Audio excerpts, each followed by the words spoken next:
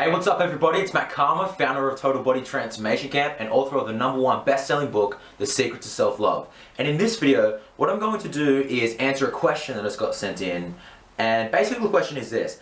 They want to know, how do they structure a exercise program? When they go to the gym, they're basically not knowing, they have no idea how to, when they go to the gym, like, what are they supposed to be doing? Like, what are they supposed to do first? Do they need to do weights first? Do they need to do cardio first? They're confused. So I'm going to be able to clarify this for you here, and I'm basically going to show you the 3 phases of an effective workout. And what I'm going to do is I'm going to get my whiteboard out, because I find that it's a lot more easier when you're learning visually. So you might want to even take some notes on this one, so then that way when you go to the gym, you're going to have some structure on when you go to the gym, you're going to have some structure to follow. Okay, so I believe there are basically 3 phases to an effective workout. So phase one, make sure that's not permanent. Phase 1 is called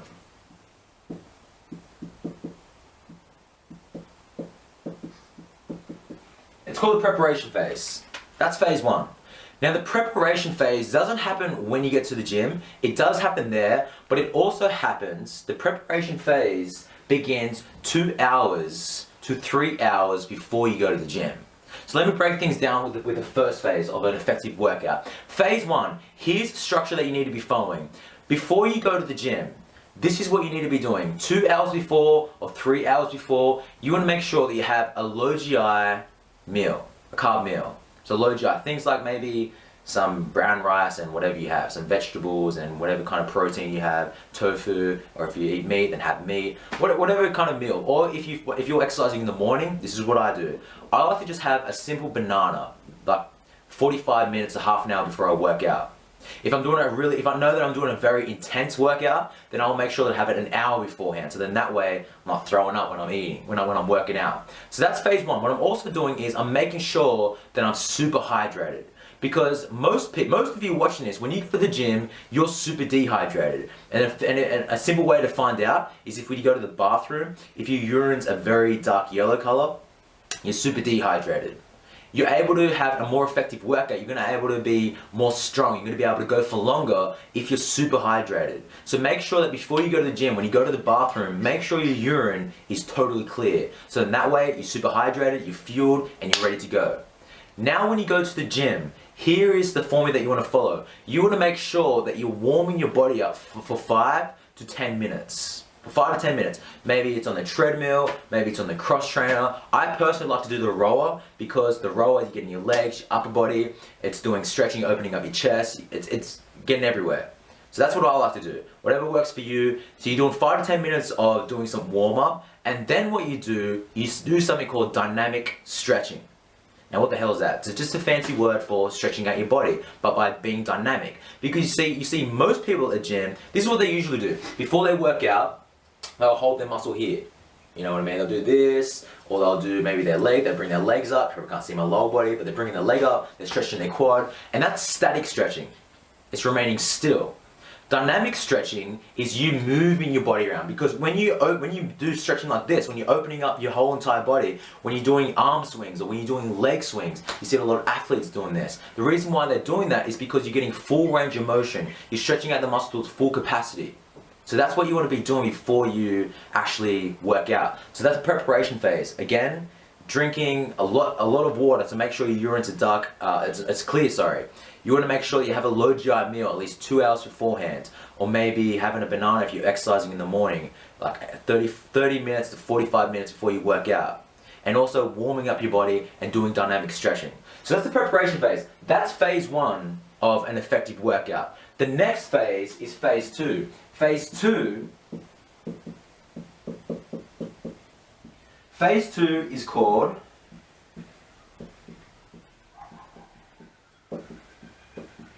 the work phase. Now with the work phase, notice the key word here is work. It's not playing on your phone, playing on Instagram, playing on Facebook, messaging your friends while you're working out, not reading a book on the couch. You're working, you're focusing. Because most people in the gym, they're distracting themselves. they're playing on Facebook, or they're talking to their friends, or they're reading a book, and they're not working. If you want to be able to lose that body fat, or maybe for you, you want to be able to tone your body, or maybe you want to get stronger, or maybe you want to get lean, or whatever it is that you're supposed to, you want to accomplish, it's not going to happen if you're constantly distracting yourself. What I like to do, I highly recommend that you do this. I believe there are two things to a very highly effective workout in this phase right here, phase 2. Number 1, you're focusing. Are you distracting yourself? Are you constantly talking? Is it a jaw day for you where you're constantly just yapping around? Or are you just focusing? You got your iPod in, I personally don't like to have my phone on me because I can get distracted easy. I just have my iPod in, earphones in, just shutting the world out and I'm training. Are you either focusing, but the second thing that's important as well is the intensity. Because most people, they can be focusing all they want, but they're on the treadmill and they're just walking for 2 hours. And that's okay if you're just starting out. But if you've been working out for a while, or you really want to get to your goal quick and efficiently, then it's going to happen by you going at a really high intensity. So this phase right here, you're focusing and you're going at a high intensity. The work phase is when you can do whatever you want. You can do circuits, you can do weight training, you can do cardio, but the common question is, Matt, like, what do I do first? Do I do weights first, or do I do cardio first? Here is my recommendation. Now for your goal, I'm guessing that you want to lose body fat. I'm just going to assume that you want to lose body fat. If you want to lose body fat, here is the correct formula to follow. This is my opinion. What I recommend that you do first is resistance training, weight training. Why? Because resistance training and cardio, two separate things. You want to do weight training first because that's when you're going to have the most energy. The very first thing that you do, that's when you're going to have the most energy. And you want to be able to put all that energy that you have into the thing that's going to get you the most results. Cardio will get you results, yes, you want to be doing that, but weight training, resistance training, that's going to be able to give you the results that you want, because the more lean muscle mass you have, the more muscle tone that you have, the more calories you're going to burn at rest. But when you do cardio, for example, when you do weight training, you're working out, you're doing weights, you're doing resistance training. After you work out, you're still burning calories. But when you do cardio, when you're running, or when you're in the cross trainer and you stop doing that exercise, you're not burning calories anymore. So focus on putting all of your energy towards the thing that's going to get you the most results, which is weight training. So things to follow, you don't have to be in the gym like most guys and just be doing bench press and all those things. You can do circuits. You can do things like 30 seconds of doing one exercise, 10 seconds rest. 30 seconds of doing another exercise, 10 seconds rest. Or 20 seconds of work, 10 seconds rest. 20 seconds of work, 10 seconds rest. And in that time, you're trying to get out as many reps as possible. And you're doing weights, you're doing things, you can be resistance training. Resistance training isn't always getting dumbbells, kettlebells, it can be your own weight as well. Things like body weight squats, or things like push-ups, or things like pull-ups, all those things that you can incorporate into the work phase right here. And then after that, you can go into 10 minutes or 20 minutes of cardio. So let me give you some structure. Maybe you might want to follow 20 minutes of resistance training, doing a little circuit, and then maybe 10 minutes of just doing cardio on the cross trainer, or the treadmill, or the row, or something like that. And when you do that cardio as well, you can also do kind of like 20 seconds of really, really high intensity, 20 seconds of low intensity. The 20 seconds of sprinting really fast, 20 seconds of going nice and slow. 20 seconds of rowing really fast, 20 seconds of rowing really slow. That's very simple. That's a very simple structure that you can follow. So that's a work phase, right? That's a work phase, phase 2. The very last phase, the third phase, is something that most people totally just, they do not even follow. And phase 3, here's phase 3. Phase 3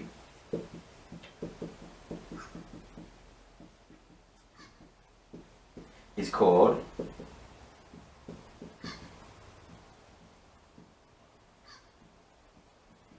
Phase 3 is called the recovery phase. You see, most people that go to the gym, they do their workout, and then what happens straight after it? Boom, they're straight out the door. Or boom, they're straight into the shower to get ready for work. And then they don't stretch up. They don't recover themselves. And then they go back, then they go home, they wake up the next day and they're all sore, and they wonder why they don't feel like going to the gym. Because now they're attaching pain to the process of going to the gym because they didn't go through this phase right here, which is the recovery phase. The recovery phase, phase 3, is spending 10 to 15 minutes of doing static stretching, sitting down and maybe putting some relaxing music on and just stretching out your body. That's when you can do static stretches. You want to hold the muscle for 45 to a minute long. You can hop on the foam roller. Foam roller is my car. If you don't know what a foam roller is, just Google it up or YouTube it up. Foam roller, you can do some foam rolling exercises if there's one at your gym or if you have one yourself. So these are the 3 phases of an effective workout. So if you've been wanting to have some structure, here you go. Phase 1 again, preparation phase. Make sure you're preparing your body and your mind and your energy before you go to the gym. Phase 2, that's the work phase. You're focusing and you're going at a high intensity. You're just blocking the world out, and you're just doing your thing. That's phase 2. Phase 3 is the recovery phase.